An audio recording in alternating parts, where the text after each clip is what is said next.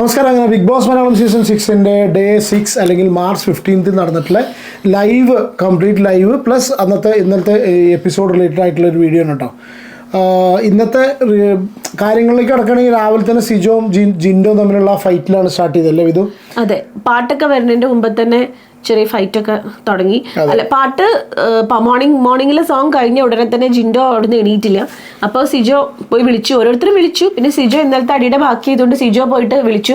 പക്ഷെ വിളിക്കല് സിജോന്റെ ഒരു പ്രൊവോക്കിംഗ് രീതിയിലാണ് വിളിച്ചത്. സിജോ പൊതുവെ എല്ലാവരോടും സ്റ്റേറ്റ്മെന്റ്സ് പറയുന്ന സമയത്ത് സ്ട്രോങ് ആയിട്ട് പ്രൊവോക്കിംഗ് സ്റ്റേറ്റ്മെന്റ്സ്, അല്ല ഓരോരുത്തർക്കും ഓരോ ഗെയിമാണ്. അപ്പൊ ജിൻഡോ അവിടുന്ന് എണീറ്റില്ല. അപ്പൊ ജിൻഡോന് ഫിസിക്കൽ അസോൾട്ട് ചെയ്തിട്ട് കൈ എന്തോ ഭയങ്കര വേദനയാണെന്ന് പറഞ്ഞു. സിജോ പിടിച്ചിട്ടേ ഉള്ളൂ, പക്ഷെ ജിൻഡോ അത് ഭയങ്കര സംഭവമാക്കി മാറ്റിയിട്ട് പറയുന്നുണ്ട്. അപ്പൊ സിജോ ചോദിക്കുന്നുണ്ട്, നീ എന്താ ഒരു മാംസപിണ്ടാണോന്നോ, അങ്ങനെ എന്താ പറയാ, ഒരു ബോഡി ഷേമിങ് പോലത്തെ ഡയലോഗുകൾ അടിച്ചു.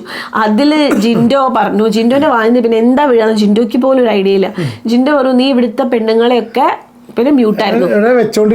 അങ്ങനെ അതായിരിക്കും, എനിക്ക് എന്താ മനസ്സിലായി. അത് ഭയങ്കര റോങ് സ്റ്റേറ്റ്മെന്റ് ആണല്ലേ, അത് മോശമല്ലേ. അത് കയറി പിടിച്ചു. അത് നമ്മളെ ക്യാപ്റ്റനും കേട്ടിരുന്നു. അങ്ങനെ അവിടുത്തെ പെണ്ണുങ്ങളെല്ലാവരും കൂടി ജിൻഡോയ്ക്ക് നേരെ ബിഗ് ബോസിനോട് കംപ്ലൈന്റ് ചെയ്തു. പക്ഷെ ബിഗ് ബോസ് വിളിച്ചിട്ടൊന്നും ഉണ്ടായിരുന്നില്ല കേട്ടോ, ജിൻഡോനെ വിളിപ്പിച്ചിട്ടൊന്നുമില്ല. ഇനി വിളിപ്പിക്കോ നാളെ ലാലേട്ടൻ വരുമ്പോഴായിരിക്കും ചിലപ്പോൾ അതിന്റെയൊക്കെ ബാക്കി ഉണ്ടാവുക. ജിൻഡോന് ഓൾറെഡി ഒരു വാണിംഗ് കിട്ടിയതാ ബിഗ് ബോസിന്റെ, വാക്കുകൾ സൂക്ഷിച്ച് സംസാരിക്കണമെന്ന്, ബാത്റൂമിലേക്ക് വരാൻ പറഞ്ഞിട്ട്. അപ്പോൾ പക്ഷെ ജിൻഡോയ്ക്ക് ഒരു ഐഡിയ ഇല്ല. ജിൻഡോ എന്നിട്ട് എല്ലാവരോടും പറയുന്നുണ്ട്, ഞാൻ ഉദ്ദേശിച്ചത് ഇവിടുത്തെ പെണ്ണുങ്ങളായിട്ടുള്ള കൂട്ടുകൂടിയിട്ട് എന്നാ പറഞ്ഞത് എന്നാ പറയണത്. ചില ആൾക്കാരുണ്ടല്ലോ സംസാരിക്കാൻ അറിയാത്ത ടൈപ്പ്. ജിൻഡോ ഒരു ശരിക്കും മണ്ടത്തരങ്ങളാണ്, ഫുള്ള് മണ്ടത്തരം. പക്ഷെ അവിടുത്തെ പലരും പറഞ്ഞു കൊടുക്കുന്നുണ്ട്, ചേട്ടാ സംസാരിക്കുമ്പോൾ സൂക്ഷിച്ച് സംസാരിക്കുമെന്ന് പറഞ്ഞു. പാവാണോ ഒന്നും തോന്നുന്നുണ്ട്, പക്ഷെ എനിക്ക് അറിയില്ല പേഴ്സണൽ ക്യാരക്ടർ പേഴ്സണൽ ക്യാരക്ടർ നമുക്ക് അറിയില്ല. പക്ഷെ നമുക്ക് സംസാരിക്കാൻ മറ്റുള്ളവരായിട്ട് ഭയങ്കര ഈസിലി സംസാരിക്കാൻ. ഒരു കാര്യം എനിക്ക് ഉറപ്പാണ്, കുറെ സഹതാപം കിട്ടും. ഡെഫിനറ്റ്ലി ആ സഹതാപം ഉണ്ടാക്കി കൊടുക്കുകയാണ്. ഇന്നിപ്പോൾ രാവിലെ സിജോ ആ ഒരു രീതിയിൽ, സിജോയ്ക്ക് നന്നായി സംസാരിക്കാൻ അറിയാം. അപ്പോൾ സ്വാഭാവികമായിട്ട് സിജോ വന്ന് സംസാരിക്കുന്ന സമയത്ത് ഈ ചങ്ങാതി പരുങ്ങുമ്പോഴും അപ്പോൾ സ്വാഭാവികമായിട്ട് ആൾക്കാർക്ക് സഹതാപം തോന്നിപ്പോവും. നല്ല രീതി ഞാൻ കമന്റ് ബോക്സ് പല ഇരിക്കും, സങ്കടത്തിലിരിക്കും, അങ്ങനെയൊക്കെയാ. അത് കഴിഞ്ഞു, അത് രാവിലെ അതായിരുന്നു. പിന്നെ മോർണിംഗ് ടാസ്ക് ഓരോരുത്തരുടെ സ്റ്റോറി പറച്ചിലായിരുന്നു, അതൊക്കെ അങ്ങനെ പോയി. പിന്നെ ഇന്ന് പ്രധാനമായിട്ടുണ്ടായത് പിന്നെ ക്യാപ്റ്റൻസിക്ക് മത്സരിക്കേണ്ട ആൾക്കാരെ തിരഞ്ഞെടുത്തു, ജയിലിലേക്ക് വിടേണ്ട ആൾക്കാരെ തിരഞ്ഞെടുത്തു. ജയിലിൽ പോയി ഓൾറെഡി 2 പേര്. ഇതൊക്കെയാണ് ഇമ്പോർട്ടൻ്റ് ആയത്. അതിൽ തന്നെ ഈ ജയിൽ നോമിനേഷനിൽ എടുക്കുന്ന സമയത്ത് ഒരു വലിയ പ്രശ്നം ഉണ്ടായി. ആദ്യം ക്യാപ്റ്റനായിട്ട് തിരഞ്ഞെടുത്തത് ആരൊക്കെയാന്ന് പറയാം. ക്യാപ്റ്റനായിട്ട് ഒരുവിധം എല്ലാവരും ഏറ്റവും കൂടുതൽ വന്ന പേര് രതീഷിന്റെ പേര് വന്നിരുന്നു, ജാസ്മിന്റെ പേര് വന്നിരുന്നു, സിജോന്റെ പേര് വന്നിരുന്നു, റോക്കിയുടെ 2 പേരൊക്കെ പറഞ്ഞിട്ടുണ്ടായിരുന്നു. പിന്നെ അങ്ങനെ എന്താ പറയാ, നമ്മളെ അപ്സരയുടെ പേര് ഒരുപാട് പേര് പറഞ്ഞു. റസ്മിന്റെ പേര് ഒരുപാട് പേര് പറഞ്ഞു. അങ്ങനെ അവസാനം ഏറ്റവും കൂടുതൽ വോട്ട് കിട്ടി തെരഞ്ഞെടുത്തത് 3 പേര്, അപ്സര, റസ്മിൻ, സിജോ. ഇത്രയും 3 പേരുടെയാണ്. അപ്പൊ ഇവർ 3 പേരാണ് നാളെ മത്സരിക്കുന്നത്. ബാക്കി ഇവർക്കാണ് 3 പേർക്കാണ് വോട്ട് കൂടുതൽ കിട്ടിയത്. പിന്നെ പവർ ടീമിലുള്ള പവർ ഗ്രൂപ്പില്ലേ, പവർ ടീം അവരിൽ ആരെയും തെരഞ്ഞെടുക്കാൻ പാടില്ലായിരുന്നു. അവര് പവർ ടീം വീണ്ടും അവരെന്നെയാണ് പവർ ഹൗസിൽ താമസിക്കുന്നത്. പവർ ഹൗസിന്റെ ഈ പവർ ഹൗസ് അല്ല, പവർ റൂമിന്റെ ആ ഒരു അധികാരം അവർ കംപ്ലീറ്റ് ആയിട്ട് എടുക്കുന്നുണ്ട്. അത് ഇൻട്രസ്റ്റിംഗ് ആണ്. പവർ റൂം ഇല്ല, ഒരു ഇൻട്രസ്റ്റിംഗ് ആയിട്ട് എനിക്ക് അങ്ങനെ തോന്നിയില്ല, കാരണം അവർക്ക് അതിനുള്ള കഴിവൊന്നുമില്ല. പക്ഷെ ബിഗ് ബോസ് ഇപ്പോ രണ്ടാമതും ചിലപ്പോ വേറെ ആൾക്കാർ മാറി താമസിച്ച ഇൻട്രസ്റ്റിംഗ് ആവുമായിരുന്നു. പക്ഷെ ഇന്നൊരു ഗെയിം ഉണ്ടായിരുന്നു, അവരെ തോൽപ്പിച്ചിട്ട് മറ്റവർക്ക് കയറാനുള്ള ഒരു ചാൻസ് ഉണ്ടായിരുന്നു. അത് പക്ഷെ എന്താന്ന് വെച്ചാൽ ഒരാൾ ഇങ്ങനെ നിൽക്കുക, അപ്പൊ മറ്റേ ഗ്രൂപ്പിലെ എതിർ ടീമിലെ ആള് വന്നിട്ട് ഇവരെ മുഖഭാവം മാറ്റണം, എക്സ്പ്രഷൻ എന്തെങ്കിലും ഇട്ടാ അവരൗട്ടായി. പണ്ടത്തെ കോൾ സെന്റർ ടാസ്ക് പോലെ. അതെ, പക്ഷെ ഇവർക്ക് നന്നായി പ്രൊവോക്ക് ചെയ്യിപ്പിച്ചിട്ടൊക്കെ ചെയ്യും. പക്ഷെ കഴിവില്ല, വെറുതെ പി ഞെക്കിയിട്ട് എന്തൊക്കെയോ പറയാ, എന്തോ ചെയ്യാ, അതൊരു സുഖമില്ല അവർക്ക്. അതിനുള്ള കഴിവിന് പണ്ടത്തെ ബിഗ് ബോസ് ടീമിനെയൊക്കെ ഓരോ സീസണിലെ ആൾക്കാരെ ആലോചിക്കുമ്പോഴാട്ടോ മനസ്സിലാവുന്നത് അതൊക്കെ ഭയങ്കര സംഭവമായിരുന്നു. അവരൊക്കെ എന്ത് രീതിയിലാണ് പ്രൊവോക്ക് ചെയ്തിട്ട് ഈ ഒരു സീസൺ തുടങ്ങുന്നതിന് മുന്നേ എന്തിനധികം പറയണ കോമഡി കാട്ടിച്ചിരിപ്പിക്കുന്നു. ഈ സീസൺ തുടങ്ങുന്നതിന് മുന്നേ ഇപ്പൊ ഞാനും അതിൽ വീഡിയോ ചെയ്തിട്ടുണ്ട് അഖിലിന്റെ റിലേറ്റഡ് ആയിട്ടുള്ളത്. അപ്പൊ അങ്ങനത്തെ ഒരു കണ്ടസ്റ്റൻസ് ഇപ്രാവശ്യം ഇല്ല. ഞാൻ ആ വീഡിയോ ചെയ്ത സമയത്ത് പറഞ്ഞത് അഖിലിന് ഒരു കുറച്ചൊരു എന്താ പറയുക കുറച്ചൊരു പ്രഷർ കൊടുക്കാൻ പറ്റുന്ന ആൾക്കാരില്ല എന്നാണ് പറഞ്ഞിരുന്നത്. ആൾക്കാരെ തിരിച്ചറിയാം. കഴിഞ്ഞ പ്രാവശ്യത്തെ ടീമിൽ എനിക്ക് തോന്നുന്നു കഴിഞ്ഞ പ്രാവശ്യത്തെ സീസണിലും അതിന്റെ മുമ്പത്തൊക്കെ കുറച്ചുകൂടി കോമഡിയും ദേഷ്യപ്പെടാനും എല്ലാത്തിനും ഇത് വെറും ദേഷ്യപ്പെടൽ മാത്രം. ഇത് വെറും ദേഷ്യപ്പെടൽ മാത്രം. കോമഡി കാട്ടിട്ട് നോക്കാനും പറ്റില്ല. വെറുതെ സൗണ്ട് ഉണ്ടാക്കുക, കുറെ അലറുക. ഇപ്പൊ ഞാൻ ജസ്റ്റ് ഒരു കാര്യം പറയാം. ഇപ്പൊ രതീഷിന്റെ ഒരു കേസ് ആണെങ്കിൽ രതീഷ് ഒരു കഴമ്പില്ലാത്ത ഒരു ഉള്ളു പൊള്ളയായിട്ടുള്ള ഒരു അലറലും സൗണ്ട് ഉണ്ടാക്കലും മാത്രമേ. കാരണം ആൾക്കാർക്ക് വേണമെങ്കിൽ രതീഷിനെ ഇഗ്നോർ ചെയ്ത് വിടാവുന്നതേ ഉള്ളൂ. പക്ഷെ അവിടെ അവർ ചെയ്യുന്ന ഏറ്റവും വലിയ മിസ്റ്റേക്ക് എന്താ അറിയോ? രതീഷിനെ ഇഗ്നോർ ചെയ്യുന്നില്ല. രതീഷിന് എന്താ വെച്ചാൽ അയാളെ വീണ്ടും ഒരുമിച്ച് അറ്റാക്ക് ചെയ്യണം. അതിന് മെയിൻ ഒരാളാരറിയോ? ശ്രീരേഖ. എനിക്ക് ഇന്നൊരു കമൻറ്റ് വന്നു എനിക്ക് കേട്ടോ. അന്ന് മിനി എന്ന് പറഞ്ഞിട്ടുള്ള നമ്മുടെ സബ്സ്ക്രൈബർ കമൻറ്റ് ചെയ്തൊരു കമൻറ്റ് ഉണ്ട്. വളരെ കൃത്യമായിട്ട് അവർ വിലയിരുത്തിയിട്ട് പറയാണ്. രതീഷിനെ വിലയിരുത്തി പറയാണ്, ശ്രീരേഖനെ വിലയിരുത്തി പറയാണ്. പിന്നെ ജാസ്മിൻ്റെ അടിപൊളി കമൻറ്റ്. ഞാനത് സ്ക്രീൻഷോട്ട് എടുത്ത് വെക്കാൻ വിട്ടുപോയി. പെട്ടെന്ന് ഞാൻ എടുക്കണില്ല, ഞാൻ എടുത്ത് വെക്കണമായിരുന്നു. നല്ല അടിപൊളി കമൻറ്റാണ് കേട്ടോ. ഞാൻ പിൻ ചെയ്ത് വെക്കുകയും ചെയ്യാം. ഇതെന്താ പറയാനുള്ള റീസൺ വെച്ചാൽ ഇപ്പോൾ ഓരോരുത്തരുടെ കേസ് എടുക്കണം. ഇപ്പോൾ രതീഷിൻ്റെ കേസ് എടുക്കുകയാണെന്നുണ്ടെങ്കിൽ ഈ ഒരു പ്രശ്നങ്ങൾ നടക്കുന്ന സമയത്ത് 1 to 1 രതീഷിനായിട്ട് ഒരാൾ സംസാരിക്കുകയാണ്. ഇപ്പോൾ ഫോർ എക്സാമ്പിൾ മറ്റേ ഇയാളുണ്ടല്ലോ മൊട്ട, മൂപ്പര് സംസാരിക്കേണ്ട സിറ്റുവേഷൻ വരും, സുരേഷ് സംസാരിക്കേണ്ട സിറ്റുവേഷൻ വരും. അവർ തമ്മിലൊരു പ്രോബ്ലം വരികയാണെന്നുണ്ടെങ്കിൽ അവർക്ക് ഈ മറ്റുള്ള ഹൗസ് മേറ്റ്സിന് ഇതിനെ വെറുതെ വിട്ടാൽ മതി. ഇവരെന്താ ചെയ്യുക? ഇവർ അതും അവരുടെ പ്രശ്നമാക്കി ഏറ്റെടുത്തിട്ട് അവർ സ്വന്തം ഗെയിം മറന്നിട്ടുള്ളൊരു സിറ്റുവേഷൻ അല്ലേ? അവരുടെ ഗെയിമൊക്കെ വിട്ടിട്ട് ഈ ഒരു രതീഷിൻ്റെ നേരെ തിരികെ ആ ഒരു പ്രശ്നത്തിൽ ഇടപെടുക. അപ്പോൾ സ്വാഭാവികമായിട്ട് എന്താ, രതീഷ് വീണ്ടും ഒറ്റപ്പെടുന്നു, രതീഷ് എണീക്കുന്നു, സംസാരം അടിക്കുന്നു, 2 റൗണ്ട് അടിക്കുന്നു അല്ലേ? അങ്ങനത്തെ ഒരു ഷോയ്ക്ക് രതീഷിനെ കൊണ്ടെത്തിക്കുന്നത് അവിടെ ബാക്കിയുള്ളവരാണ്. എസ്പെഷ്യലി ഞാൻ പറയാം, ശ്രീരേഖയുടെ പേര് എടുത്ത് പറയാതെ വയ്യ. എനിക്കെന്താ ശ്രീരേഖയുടെ, എനിക്ക് അവരുടെ ആറ്റിറ്റ്യൂഡും അവരുടെ എക്സ്പ്രഷനും ശരിക്കും നാടകം. ഡ്രാമയില് നടക്കണ പോലെ അവര് വേറെ കാര്യം എനിക്ക് തോന്നിയില്ല ഫീൽ ചെയ്തത്. ഇന്നൊക്കെ എന്ത് കരച്ചിലായിരുന്നറിയോ? ഇന്ന് രാവിലെ നിങ്ങൾ കണ്ടിട്ടുണ്ടാവില്ല, ടിവിയില് എപ്പിസോഡിലൊന്നും ഇല്ല. ഇന്ന് രാവിലെ മറ്റേ ഒരു സ്റ്റോറി പറഞ്ഞപ്പോ അച്ഛനെ കുറിച്ച് പറഞ്ഞു എന്ന് പറഞ്ഞിട്ട് കരയ ഭയങ്കര ഇല്ല. പക്ഷെ ഭയങ്കര ഓവർ ആക്ടിങ്. നമുക്ക് കാണുമ്പോൾ നമുക്ക് സങ്കടമല്ല തോന്നുന്നത്, ഭയങ്കര ഒരു ഡ്രാമ പോലെ തോന്നുന്നത്. പിന്നെ വേറെ സംഗതി ബോധപൂർവ്വം ശ്രീരേഖ ചെയ്യുന്ന സംഗതി എന്താ അറിയോ? ഈ രതീഷ് എവിടെയെങ്കിലും പോയിരിക്കുന്ന സമയത്ത് രതീഷിന് സ്ക്രീൻ സ്പേസ് കൊടുത്തിട്ട് രതീഷിന്റെ കൂടെ ഒരു 1 to 1 അടിയല്ല എന്നാൽ ഒരു പരിഭവം പടക്കെന്നുള്ള രീതിയിൽ മുന്നോട്ട് പോകുന്ന രീതിയിൽ അവർ തമ്മിൽ, കാരണം രതീഷിന് സ്ക്രീൻ സ്പേസ് ഉണ്ട് എന്നുള്ളത് വളരെ ക്ലിയർ ആയിട്ട് ശ്രീരേഖയ്ക്ക് അറിയാം. അത് ആ ഒരു രീതിയിൽ കൊണ്ടുപോകണ പോലെ തോന്നുന്നുണ്ട് അല്ലേ? ഒന്നത്. പിന്നെ രണ്ടാമത്തെ കേസുള്ളത് നമുക്ക് ഇതും കൂടി ഇത് ഇത് എല്ലാ എപ്പിസോഡിലും പറയാതിരിക്കാൻ വയ്യ. 4 ദിവസം കൊണ്ടൊക്കെ പ്രേമം എന്നൊക്കെ പറഞ്ഞ് നടക്കുക. അതായത് രാത്രി 2 മണിക്കൊക്കെ അവരിയ്ക്കുന്നതും കാണിക്കുന്നതും ഓട്ടം വരും. സ്വാഭാവികമായിട്ട് ഞാൻ നമ്മൾ ഇന്നലത്തെ റിവ്യൂലും പറഞ്ഞു, സ്വാഭാവികമായിട്ടും രാത്രി നടക്കുന്ന കാര്യങ്ങളൊക്കെ ബിഗ് ബോസ് എന്ത് വന്നാലും ഡെഫിനറ്റ്ലി ഒന്നും കൂടി ഫോക്കസ് ചെയ്ത് കാണിക്കും. രതീഷ്, ജാസ്മിനും ഗബ്രിയും കൂടി ഇരിക്കുന്ന സമയത്ത് വെറുതെ ഒന്ന് രതീഷ് ഇട്ടു, എന്താ പറയാ, നിങ്ങളുടെ സ്ട്രാറ്റജി കൊള്ളാം, ഇവനൊരു പാവാണ് എന്നുള്ള രീതിയിൽ എന്തോ പറഞ്ഞു. അതിൽ ജാസ്മിൻ ചൂടായി ഭയങ്കരമായിട്ട് ഒരാണും പെണ്ണും നിങ്ങൾക്ക് ഈ ഒറ്റ കണ്ണേലും ഒരാണും പെണ്ണും ഇരുന്ന് കഴിഞ്ഞാൽ നിങ്ങൾക്ക് ഇങ്ങനെ രീതിയിൽ കാണാൻ പറ്റും എന്നൊക്കെ പറഞ്ഞിട്ട് ജാസ്മിന്റെ സ്വതസിദ്ധമായ ഇതിൽ അങ്ങോട്ട് ചൂടായി വഷളാക്കി. അതിൽ രതീഷ് എന്നിട്ട് പുറകെ പാട്ടൊക്കെ പാടി നടക്കണ്ടായിരുന്നു. അതെന്തോ. പിന്നെ ഇന്ന് ഇപ്പൊ നമ്മുടെ ക്യാപ്റ്റന്റെ ഈ ജാസ്മിനും ഇപ്പോൾ ആണും പെണ്ണും ഒപ്പം ഇരുന്ന് കഴിഞ്ഞാൽ ഫ്രണ്ട്ഷിപ്പാണ്, അല്ലാതെ ലവ് അല്ല എന്ന് ചിന്തിക്കാൻ പറ്റുന്ന ആ രീതിയിലുള്ള വസന്തങ്ങളൊന്നുമല്ല. അത് നമുക്ക് ഓരോരുത്തരും നമ്മളൊക്കെ പ്രായം ഒരുപാട് ഓൾഡർ ജനറേഷനൊന്നുമല്ല. അപ്പോൾ ഒരു സംഗതി പറയാൻ വെച്ചാൽ ഒരാണും പെണ്ണും ഇരുന്ന് കഴിഞ്ഞാൽ ഡെഫിനറ്റ്ലി അത് പ്രേമം മാത്രമൊന്നുമല്ല, അവരുടെ ഫ്രണ്ട്ഷിപ്പ് ഉണ്ടായിരിക്കാം, ഒരു ബ്രദർ സിസ്റ്റർ റിലേഷൻഷിപ്പ് ഉണ്ടാവും. പക്ഷെ രാത്രി 2 മണിക്ക് സീരിയസ്ലി നിങ്ങൾ കമൻറ്റ് ചെയ്യൂ. ജാസ്മിൻ ഫാൻസ് ആണെങ്കിലും ഗബ്രി ഫാൻസ് ആണെങ്കിലും നിങ്ങൾ കമൻറ്റ് ചെയ്യുക. ജാസ്മിൻ ഗബ്രി ഗ്യാസ് അല്ല ഗബ്രി ജാസ്മിൻ ഗ്യാസ് എന്ന് പറഞ്ഞുള്ള എനിക്കങ്ങനെ തോന്നി. അപ്പോൾ ഞാൻ പറയട്ടെ, അപ്പോൾ ഈ ഗ്യാസ് ഫാൻസ് ആണെങ്കിൽ അവരും പറയണത് വെച്ചാൽ രാത്രി 2 മണിക്ക് അവർ ഇരിക്കുന്നതും ജാസ്മിൻ്റെ, എസ്പെഷ്യലി ജാസ്മിൻ്റെ, ഞാൻ ഗബ്രീനെ അത്ര പറയുന്നില്ല, ജാസ്മിൻ്റെ ആ മേല് ചാഞ്ഞിട്ടും തോണ്ടിയിട്ടും ഇതൊക്കെ ഫ്രണ്ട്സ് തമ്മിൽ ഉണ്ടാവില്ല എന്നല്ല കേട്ടോ. എനിക്കെന്തോ അത് ചെയ്യുന്ന സമയത്ത് എനിക്ക് പേഴ്സണലി ഫീൽ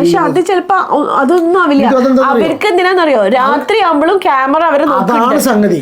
അപ്പം അത് ഞാൻ പറഞ്ഞുകൊണ്ടിരുന്നത് അറിയോ, ഇവർ തമ്മിൽ ലവ് ആണെന്നല്ല പറയുന്നത്, ഇവർ അത് കണ്ടന്റ് ആക്കി എടുക്കണം, സ്ട്രാറ്റജി. പക്ഷെ ഇത് അധികം ദിവസം പോവില്ല. ഇത് ഈ രീതിയിൽ ആയിക്കഴിഞ്ഞാൽ എന്ത് സംഭവിക്കുക? ആൾക്കാർ പൊട്ടന്മാരൊന്നല്ല, കണ്ടിരിക്കുന്ന പ്രേക്ഷകർ പൊട്ടന്മാരല്ല. ഫസ്റ്റ് കാര്യം എന്താ വെച്ചാൽ ഇൻഡിവിജ്വലി നല്ല അടിപൊളി പ്ലെയേഴ്സാണ്. ജാസ്മിൻ നല്ല അടിപൊളി കാലിബർ ഉള്ള ഒരു പ്ലെയറാണ്. ജാസ്മിൻ ഫാൻസ് ആണെങ്കിലും സമ്മതിക്കും. ജാസ്മിൻ ഫാൻസിന് ഒരു കാരണവശാലും ജാസ്മിൻ്റെ ലവ് ട്രാക്ക് കാണാനായിരിക്കില്ല. കാരണം എസ്പെഷ്യലി ജാസ്മിൻ്റെ വ്ളോഗ്സും പിന്നെ പഴയ മുന്നക്കായും അതിൻ്റെ റിലേഷൻഷിപ്പും ബ്രേക്കപ്പും എല്ലാം കണ്ട് സോഷ്യൽ മീഡിയയിൽ ഇത്രയധികം ഫേമസ് ആയി വന്നൊരു വ്യക്തിയാണ് ജാസ്മിൻ. അപ്പോൾ ഒരു കാരണവശാലും ജാസ്മിൻ്റെ ഫാൻസിന് ജാസ്മിൻ്റെ ഒരു ലവ് ട്രാക്ക് കാണാൻ വേണ്ടിയിട്ടായിരിക്കില്ല. ഇപ്പോൾ ഗബ്രീനെ കുറിച്ച് ആർക്കും കാര്യങ്ങൾ അറിയില്ല, ഫിലിം മാത്രമേ അറിയുള്ളൂ. അങ്ങനെ ഗബ്രീനെ അതിനുള്ളിൽ കണ്ട് ഇഷ്ടപ്പെട്ട അല്ലെങ്കിൽ മൂവി കണ്ട് ഇഷ്ടപ്പെട്ട ആൾക്കാർക്കാണെങ്കിലും ഗബ്രി ജാസ്മിൻ കോംബോ കാണാൻ എനിക്കിഷ്ടം തോന്നുന്നില്ല. എസ്പെഷ്യലി അതൊരു മാസം 1.5 മാസം കഴിഞ്ഞിട്ട് നാച്ചുറലി ഒക്കെ ചെയ്യുന്നൊരു സംഭവമാണ്. തിരക്കടില്ല. ഒരു 4 ദിവസം കഴിയുമ്പോഴേക്ക് ഈ ലവ് അറ്റ് ഫസ്റ്റ് സൈറ്റ് എന്നൊക്കെ പറഞ്ഞാൽ ലവ് അറ്റ് ഫസ്റ്റ് നൈറ്റ് എന്നുള്ള ഓരോ കണ്ടീഷനായി. ആദ്യത്തെ രാത്രി മുതൽ തന്നെ ഇവർ രണ്ടും കൂടി പ്രേമിച്ചിരിക്കുന്ന സമയത്ത് നമുക്ക് എന്തോ ഡൈജസ്റ്റ് ചെയ്യാൻ പറ്റുന്നില്ല. 100% ഷുവറാണ് ഇത് എത്ര ദിവസം നീണ്ടു പോകുന്നറിയില്ല. ഇത് പൊട്ടുന്ന സമയത്ത് വെച്ചാൽ സ്വാഭാവികമായിട്ടും ഇത് അങ്ങോട്ട് പോണത് ഒരു 15 ദിവസം, എൻ്റെ അടുത്ത് പറയാൻ ഒരു 10 to 15 ദിവസത്തിനുള്ളിൽ അവർ ഓപ്പൺ അപ്പ് ആവും. എന്തെങ്കിലും ഒരു ചെറിയ പ്രശ്നം പറഞ്ഞാൽ അവർ തമ്മിൽ അങ്ങോട്ടും ഇങ്ങോട്ടും തെറ്റുന്നതോടുകൂടി ഇത് വേറെ രീതിയിൽ തിരികുകയും ചെയ്യും. അതിനനുസരിച്ച് ആൾക്കാർ പ്രേക്ഷകർ. പക്ഷേ ആ ചെക്കൻ്റെ ഗെയിം ഉണ്ടല്ലോ, അത്യാവശ്യം നല്ല രീതിയിൽ നിലപാടുള്ള ഒരു പയ്യനാണ് അവൻ, ഇവളും അതെ. അപ്പോൾ അവരുടെ ഇൻഡിവിജ്വൽ പ്ലേ കാണാനായിരിക്കും ഒരു പക്ഷേ ചിലപ്പോൾ ഫാൻസിനും ഇഷ്ടം. ഇല്ല ഇത് ഇനി അടുത്തത് എന്താ? അടുത്തത് ക്യാപ്റ്റന്റെ കാര്യം പറഞ്ഞല്ലോ, ക്യാപ്റ്റൻ ആരൊക്കെ മത്സരിക്കണം. ഇനി പിന്നെ ജയിൽ നോമിനേഷന് വിടാൻ വേണ്ടിയിട്ട് നോക്കിയപ്പോൾ പവർ ടീമിന് ഒരു അധികാരം കൊടുത്തു, അവർക്ക് ഒരാളെ തിരഞ്ഞെടുക്കാം. അപ്പോൾ അവരൊറ്റയ്ക്ക് ഡിസ്കസ് ചെയ്തിട്ട് ജിൻഡോനെ തിരഞ്ഞെടുത്തു, ജിൻഡോനെ ഡയറക്റ്റ് ജയിലിൽ വിടാൻ. പിന്നെ ബാക്കിയുള്ളവർക്ക് ഒരാളെയും കൂടി സെലക്ട് ചെയ്യാം. അതിൽ ഓരോരുത്തരും വന്ന് പറഞ്ഞത് അധിക പേരും പറഞ്ഞു രതീഷിന്റെ പേര് തന്നെയാണ്. എല്ലാവരും രതീഷിന്റെ പേര്. രതീഷ് ഒറ്റയടിക്ക് പറഞ്ഞത് നമ്മളെ ക്യാപ്റ്റന്റെ ഭയങ്കര മോശം ആണ് ക്യാപ്റ്റൻ ആണെന്ന് രതീഷ് അവിടെ പറഞ്ഞു. ക്യാപ്റ്റനെ കൊണ്ട് യാതൊരു വിധ കാര്യമില്ല. പക്ഷെ ഒരു പരിധി വരെ ഞാൻ ആരുടെയും ഭാഗം നിൽക്കല്ല. എനിക്ക് അർജുനെ ഭയങ്കര ഇഷ്ടം. ഞാൻ ആദ്യത്തെ മുതൽ പറയണതാണ് അർജുനക്ക് ഭയങ്കര ഇഷ്ടമായി. പക്ഷെ അർജുൻ നമ്മൾ വിചാരിച്ച അത്ര ഇപ്പം കുറച്ച് കഴിഞ്ഞാൽ ശരിയാവുമെന്ന് അറിയില്ല. ക്യാപ്റ്റൻ എന്നുള്ള രീതിയിൽ അർജുൻ പല കാര്യങ്ങളിലും ഇടപെടുന്നില്ല. പല രീതിയിൽ ഒന്നും കൂടി സ്ട്രോങ് ആവായിരുന്നു. രതീഷ് പറഞ്ഞ അത്ര ഇല്ലെങ്കിലും കുറച്ചൊക്കെ അർജുൻ മോശം ക്യാപ്റ്റൻ ആയിട്ടാണ് എനിക്ക് തോന്നിയത്.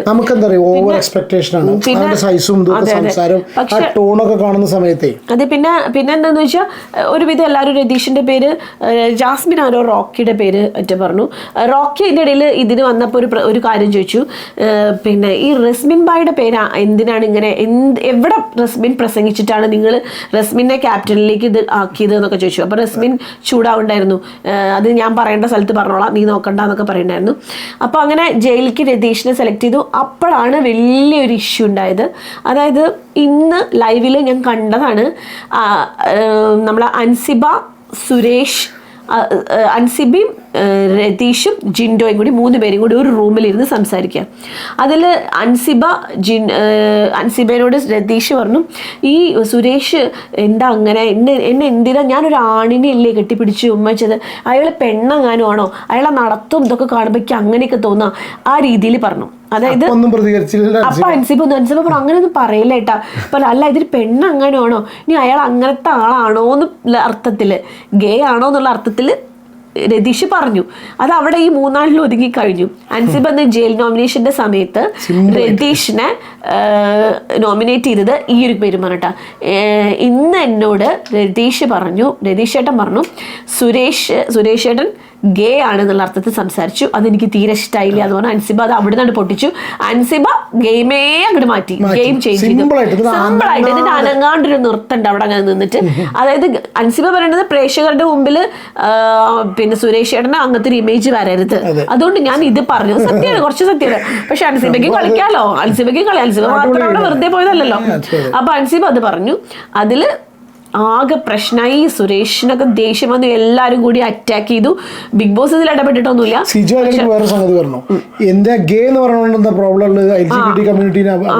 സിജോക്ക് ചാൻസ് കിട്ടിയടത്തൊക്കെ സിജോ പിടിച്ച് കയറുന്നുണ്ട്. സിജോ കുറച്ച് എന്താ പറയാ, കുറച്ച് ഓവറല്ലേ ചിലപ്പോൾ. എന്താണെന്നറിയോ, ഞാൻ ആദ്യം പറഞ്ഞ സംഭവം ഇത് ഇപ്പോൾ 1-to-1 ഒരു ഇഷ്യൂ ഉണ്ടെന്നുണ്ടെങ്കിൽ മറ്റുള്ളവർ അത് ഇഗ്നോർ ചെയ്ത് അവരെന്താ ആയിക്കോട്ടെ എന്നുള്ള രീതിയിൽ അവനവൻ്റെ ഗെയിം കളിക്കല്ല.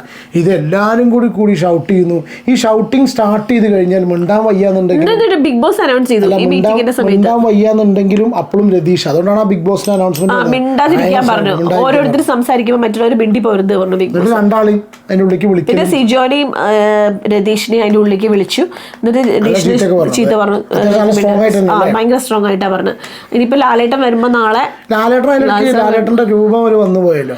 അതിന്റെ ഇടയ്ക്ക് ഇന്ന് ലാലേട്ടൻ ഒന്ന് വന്നുപോയി. അപ്പൊ അതിന്നൊരു പ്രാങ്ക് ഉണ്ടായിരുന്നു കേട്ടോ. ഇതിന്റെയൊക്കെ മുമ്പേ മുമ്പേ ലൈവിൽ ഒരു പ്രാങ്ക് ചെയ്തു. ബിഗ് ബോസ് പറഞ്ഞിട്ട് ചെയ്തത്. ആ സുരേഷിന്റെ മോതിരം റിങ് കാണാനില്ല പറഞ്ഞു. എല്ലാവരും തെരച്ചിലും മേച്ചിലും ഇവരെ ഗ്രൂപ്പ് ഒരു പ്രാങ്ക്, ഒരു കുഞ്ഞി പ്രാങ്ക്. ആ പ്രാങ്കിന്റെ ലാസ്റ്റ് ഇമ്പാക്ട് ഒന്നും ഉണ്ടായില്ല. ലാസ്റ്റ് ആണ് ലാലേട്ടൻ വന്നിട്ട് സംസാരിച്ചു. ലാലേട്ടൻ വന്ന് വിളിച്ച് 2 പേരാണ്. ഞാൻ CID ആയിട്ട് ഇവിടെ ഉണ്ട്, അപ്പൊ അതിൽ നോട്ട് ചെയ്യേണ്ട, എന്റെ കണ്ണുകളെല്ലാം കാണുന്നുണ്ട്, ക്യാമറ കണ്ണ് കാണുന്നുണ്ട് എന്ന് പറഞ്ഞിട്ട്, ജിൻഡോ ഞാൻ എല്ലാം കാണുന്നുണ്ട്, രതീഷ് ഞാൻ എല്ലാം കാണുന്നുണ്ട് ഇവരോടാ പറഞ്ഞത്. അപ്പൊ ഇവരെല്ലാരും കൂടി പറഞ്ഞു ഫിസിക്കൽ അസോൾട്ട് ചെയ്തിട്ടില്ല, ജിൻഡോ പിന്നെ സിജോ ചെയ്തിട്ടില്ല, അതാണ് ജിൻഡോനോട് പറഞ്ഞത് എന്നുള്ളത് എല്ലാവരും പറഞ്ഞു. പക്ഷെ ജിൻഡോ എല്ലാവരോടും പോയി പറയുകയാണ്. അത് ഭയങ്കര കോമഡി ആയിരുന്നു. ലാലേട്ടൻ എന്താണെന്നറിയോ, ക്യാമറയിൽ കാണുന്നുണ്ട്, ഞാൻ എല്ലാം കാണുന്നുണ്ട് പറഞ്ഞത്. ഞാൻ ഇവിടുന്ന് ഇനി നിങ്ങളോട് പറയാലോ, ഞാൻ ഇവിടുന്ന് പലപ്പോഴായിട്ട് ചപ്പാത്തി കട്ട് തിന്നാറുണ്ട്, ഞാൻ മെല്ലെ മടക്കി എടുത്തിട്ട് കഴിക്കാൻ, അത് കണ്ടു എന്നാ ലാലേട്ടൻ പറഞ്ഞത്. തടി മാത്രമേ ഉള്ളൂ. ഇപ്പൊ 2 പേരും കൂടി ഉണ്ട് ജയിലിൽ കിടക്കണം, എന്തൊക്കെയോ സംസാരിച്ചോണ്ടിരിക്കുന്നത്. ഇതൊക്കെയാണ് മെയിൻ ആയിട്ട് എന്തുണ്ടായത്. ഇങ്ങനത്തെ ഇന്ന് ശരിക്കും ഉണ്ടായ ഇഷ്യൂ ശരിക്കും കുറച്ച് സീരിയസ്. ആ ഗേ പറഞ്ഞതും പിന്നെ അങ്ങനത്തെ ചെറിയ കാര്യങ്ങൾ കുറച്ചൊരു സീരിയസ് ആയിട്ടാണ് വന്നത്. നാളെ തന്നെ എന്തൊക്കെ ഉണ്ടാവുമെന്ന് അറിയില്ല. പിന്നെ ജിൻഡോന്റെ പെണ്ണുങ്ങളെ അതിനിപ്പോ നാളെ എങ്ങനെ ആക്ഷൻ എടുക്കുമെന്ന് അറിയില്ല. രതീഷിനെ പറഞ്ഞു വിടോ ജിൻഡോനെ പറഞ്ഞു വിടോ ഒന്നും അറിയില്ല. എന്താണെന്നുണ്ടെങ്കിൽ ഇതാണ് ഇന്നത്തെ എപ്പിസോഡ് റൗണ്ട് അപ്പ്. വേറെ പ്രത്യേകിച്ച് ഒന്നുമില്ലല്ലോ ഇല്ല. അപ്പോൾ ഇത്ര തന്നെ ഉള്ളൂ. അപ്പോൾ ബാക്കി നാളെ അടുത്തൊരു വീഡിയോ ആയിട്ട് പകല് ഇത് എൻ്റെ നാളെ ലാലേട്ടൻ്റെ എപ്പിസോഡല്ലേ? നാളെ ലാലേട്ടൻ്റെ എപ്പിസോഡാണ്. അപ്പോൾ നാളെ എന്താ സ്ഥിതി ഉണ്ടാവും നോക്കാം. വന്നിട്ട് ഞാൻ ആരൊക്കെ പറയും, രതീഷിനെ എന്തെങ്കിലും പറയാൻ ചാൻസ് ഉണ്ടോ? രതീഷിനെ പുറത്താക്കുന്ന ഒരു സംഭവം കിട്ടിയിരുന്നു. അങ്ങനെ കുറേ ആൾക്കാർ വീഡിയോസ് ഒക്കെ ചെയ്ത് കണ്ടു. രതീഷിനെ പുറത്താക്കി എവിക്റ്റ് ചെയ്തു, അതിനൊക്കെ സുരേഷ് എവിക്റ്റഡ് ആണ് എന്നിട്ട് ഉള്ള ന്യൂസ് കണ്ടു. സംഭവം ഒന്നും അറിയില്ല, എന്താണെങ്കിലും ലാലേട്ടൻ വന്നതിന് ശേഷം കാര്യങ്ങൾ അറിയുള്ളൂ. എനിക്ക് തോന്നുന്നില്ല രതീഷിനെ പുറത്താക്കുന്നിട്ടോ. ഇപ്പോൾ അടുത്തൊന്നും എന്തായാലും രതീഷിനെ പുറത്താക്കില്ല. കാരണം രതീഷ് അത്യാവശ്യം നല്ല രീതിയിൽ കോണ്ടന്റ് തരുന്നൊരു വ്യക്തിയാണ്. ഓക്കെ, അപ്പോൾ അത്ര തന്നെ ഉള്ളൂ. അപ്പോൾ take care and God bless. അടുത്തൊരു വീഡിയോ കാണാൻ നിങ്ങളുടെ അഭിപ്രായം കമൻറ്റ് ചെയ്യും കേട്ടോ. ബൈ.